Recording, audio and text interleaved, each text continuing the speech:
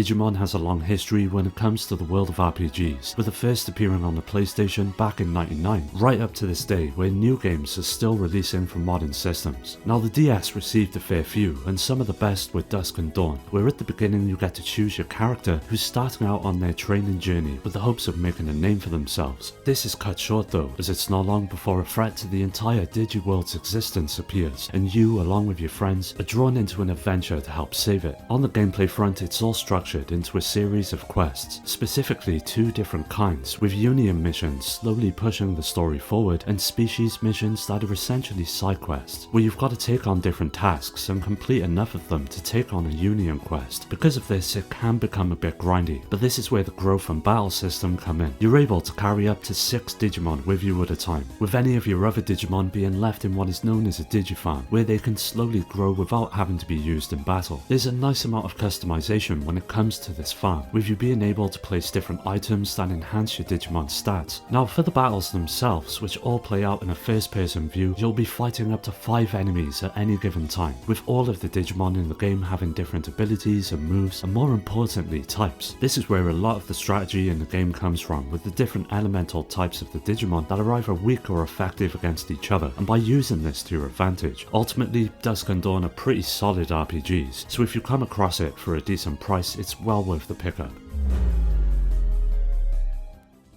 From Mortal Kombat to Dragon Ball Z and Guilty Gear, the DS was a great handheld to own if you were fond of fighters, but one game that not many people talk about is Bleach: The Blade of Fate, and for fans of the source material, it's something you'll not want to pass up. As with many fighters, the game is split up into a series of modes, and with Blade of Fate you get a story, arcade, survival and versus mode, with the story seeing you take up the fight as Ichigo, that's set during the first time in the Soul Society. This mode is split up into levels where you've got to fight your way through and are ultimately rewarded with new characters to use in the different modes. You end up getting the choice of up to 22 different characters from the series, with them all sharing the same strings of both light and heavy attacks, but offering different special moves that help them all stand out from one another. Now building combos is the main focus of each fight, and you've got plenty of ways to do so, with all of your specials being able to be easily comboed into. Complementing all of this is the Reiatsu gauge, a sort of spiritual energy that powers your special moves, but more importantly your deadly super attacks. As you both deal or take damage, this meter will slowly rise, and once it's full, you're able to unleash it. And they're all as cinematic as you would expect and light up the screen in style, but should you miss time one, you'll find yourself in a rough spot as it leaves you entirely open. Now a nice inclusion in the game is the shop, and by accumulating the in-game money that you get for your successful fights, you're free to spend it on a series of cards that have the power to alter your fighter's abilities, such as a higher amount of defense or damage, or hindering your enemy's movements completely. So if you own a DS and are a fan of Bleach, I'd say this game is essential, but I'd also say that there's enough here that even those who don't know the series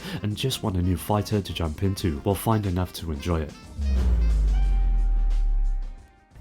Orc and Elves first appeared on mobiles, and after receiving a lot of praise for just how well it performed, it would eventually land on the DS.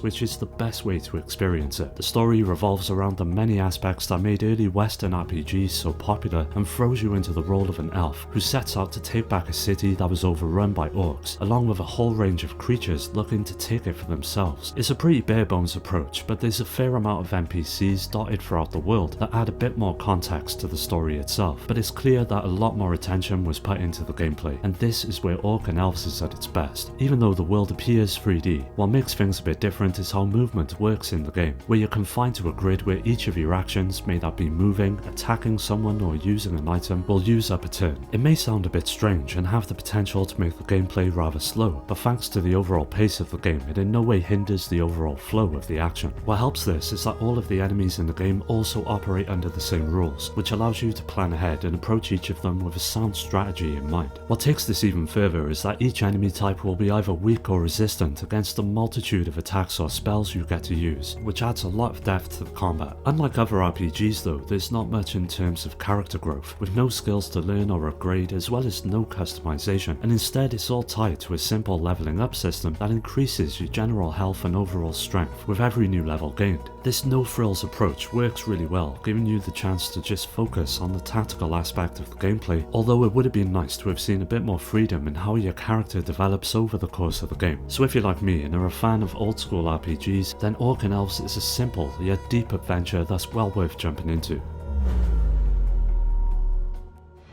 Front Mission originally appeared on the Super Nintendo and would go on to receive a remake on the PlayStation, with it eventually finding its way to the DS. But it wasn't just a simple port. Included was a bunch of new content such as new side missions and characters that make it one of the best versions of the game if you're looking to jump into the series for the first time. Now, for anyone familiar with the game, you'll know that the story is one of its main draws. It all takes place in the near future, where the tension between two continents have reached boiling point, and after a personal tragedy which sees the main character's fiancé fall at the hands of the opposition, you join up to take on the fight and ultimately seek revenge. What makes the DS version even better is that there's a second path to follow on the opposite side of the conflict, which really helps elevate the story and show it from both sides. Now, the gameplay is where Front Mission truly comes into its own, and for anyone who's played the likes of Fire Emblem or any of the other popular RPGs out there, you'll know exactly what to expect, with each of the battles playing out on a grid, and you get to command a range of different mechs that each have their own unique role to play on the battlefield.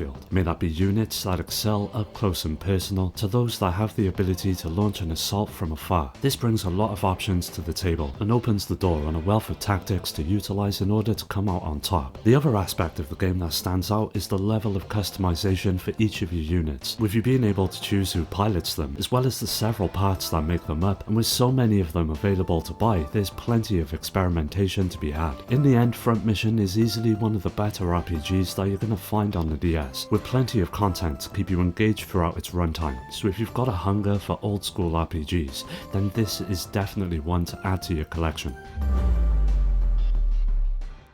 The DS was a great system for fans of platformers, with all-time classics like New Super Mario Bros. To lesser-known gems like Starfy. But one game that I recently got around to trying out was Alice in Wonderland, and despite its somewhat odd visual style, it ended up being a great game to play through. This is mainly due to the mechanics which are introduced throughout its runtime, with it all starting out with Alice returning to Wonderland in order to find a sword, but the Red Queen has no intention of letting her find it. Throughout the adventure, you'll come into contact with the various popular characters fans will know and love as you work together to get the job done, and this is where the gameplay comes into it. She joins forces with countless animals across the game, and what makes it interesting is that you don't directly take control of Alice herself, but these animal companions instead, that all bring their own unique abilities to the table. From time manipulation to flipping gravity and wall and double jumps, there's a lot of mechanics in play, especially once you've joined up with the full gang, which can all be swapped out on the fly. As I mentioned, you don't control Alice, so you've got to also take into account her safety from one of the many different enemies that you'll come up against. You can do this by commanding her to stay still or follow, but if you leave her on her own for too long, a red vortex will appear where the Queen's soldiers will try to throw her in, resulting in a game over. The same can be said for exploring, and for example, you'll have to ask her to wait so you can make a big jump over a gap and then catch her from the other side. The only thing that lets the game down though is that the combat itself can become rather repetitive, but with so many good qualities outweighing it, it's easy to let it slide. Overall, the way the game blends the source material and its gameplay mechanics is something any fan of platformers should try out for themselves.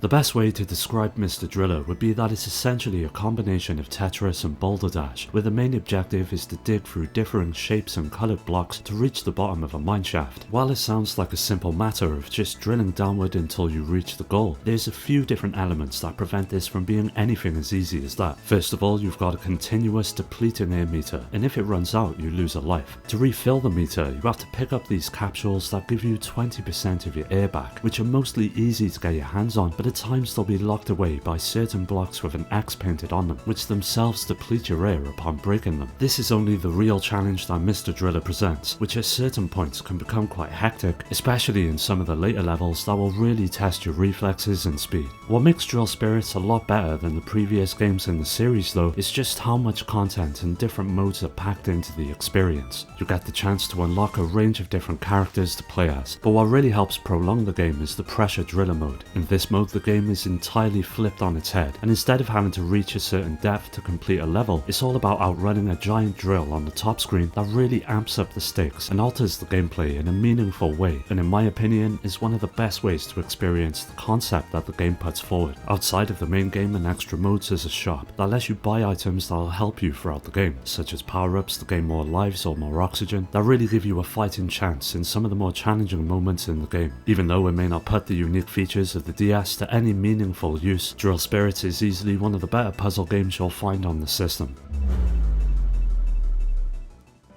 Inuyasha Secret of the Divine Jewel is based on the anime, with the story putting you into the shoes of Janice, an American exchange student who gets pulled into the feudal era and ends up joining Inuyasha's group and ultimately has to work towards finding a way home. That ends up being a pretty heartfelt adventure that spans across a variety of locales, from various villages to the peaceful countryside or the depths of the darkest caves. Now the world itself is a great highlight and it feels very in line with the anime, so any fans will instantly feel at home, and thankfully the gameplay matches it. It follows the blueprint of many other RPGs and sees you exploring the vast world and getting into random encounters with a range of different enemy types, and the turn-based system is pretty well thought out. What stands out though is something known as the Cover Fellow system, which allows your party members to defend each other and perform combo attacks. Throughout the course of the adventure, you'll come into contact with a cast of characters that end up joining the party, which all brings something different to each fight. From attacks to magic and the use of items, you've got plenty to help even the odds, and what builds on the system even more are the special joint attacks that let more than one character attack at a time and provide you with a means to deal some serious amounts of damage. Even though it's not one of the most intricate RPGs that you're going to find on the DS, if you enjoy Inuyasha, you'll likely find a lot here to love.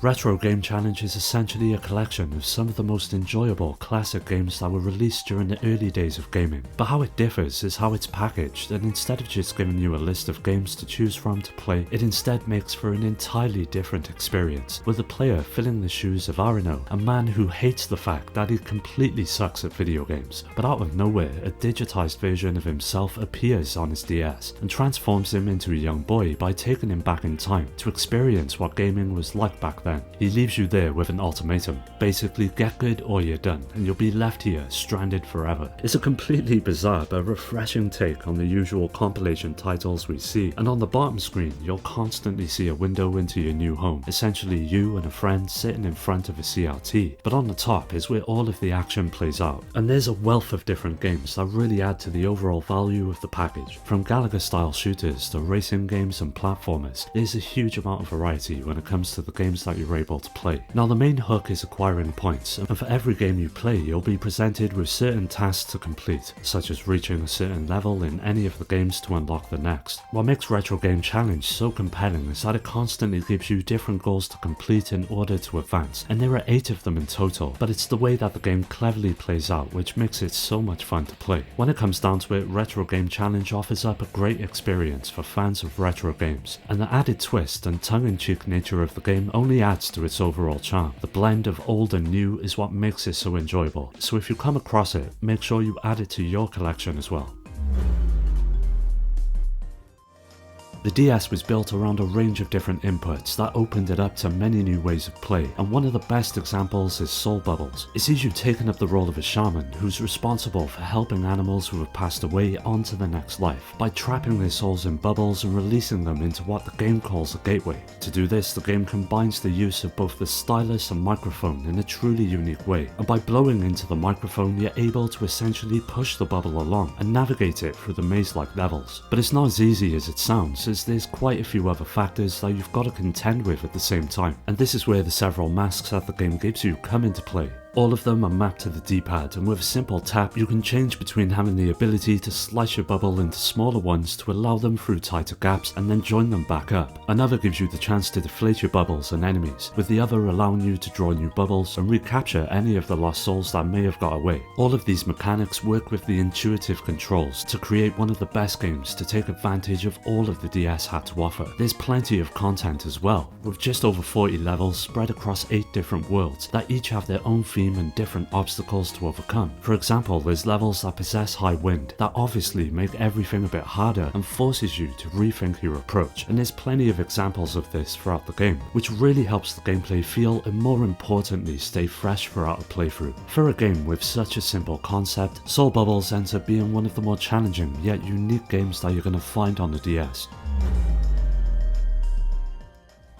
Super Robot Wars is a series that's been around for quite some time and began all the way back in the days of the original Game Boy and has gone on to release just over 40 different titles that have constantly refined the formula, with one of my favourites being Endless Frontier on the DS. You take up the role of Harkin, who's joined by his robot companion as they're slowly drawn into a mystery about the appearance of powerful crystals that have the potential to alter the world forever. Now, to be fair, the story is pretty cliche, but it has a tendency to play into this aspect and become sort of self-aware in a humorous way. Thankfully though, when it comes to gameplay, this is where the game truly comes into its own, and it's a pretty standard setup that sees you traversing the world map and then getting into random encounters. But the battle system is what really stands out. It shares a lot in common with the likes of Namco x Capcom and is all focused around building combos that you get to choose before each turn. Now, timing is central to successfully pulling them off, and at any time during a combo you can initiate another to keep it going, but it all depends on the position of the enemy and how many hits you've already done. It's extremely fast and hectic, which makes even the easier fights all the more enjoyable, and the visuals during the fights also help sell the overall quality of the game, with each of the sprites being incredibly detailed and animated, and this is no more apparent than when it comes to each of the characters' special attacks that fill up the screen and deliver each blow in a stylish way. Even though it was quite the departure from the previous games in the series, Final Frontier manages to take the often worn out tropes of RPGs and inject a serious amount of fun into the gameplay that makes it something that any fan of the genre will no doubt find themselves enjoying. Well, that does it for today's video. Keep an eye out for part 3 as that'll be coming up soon, so don't forget to hit that bell and subscribe to get notified about new videos. You can follow me on all of the socials to stay up to date, which are linked below, and also join my growing community on Discord to meet many like-minded gamers to continue the conversation with. I'd like to give a shout out to my Patreon supporters who are on screen for their continued support that helps make these videos possible. So if you're interested in joining the Discord or the Patreon, all of these links will be down below. I want to say thanks for taking the time to check the video out. I'll see you next time.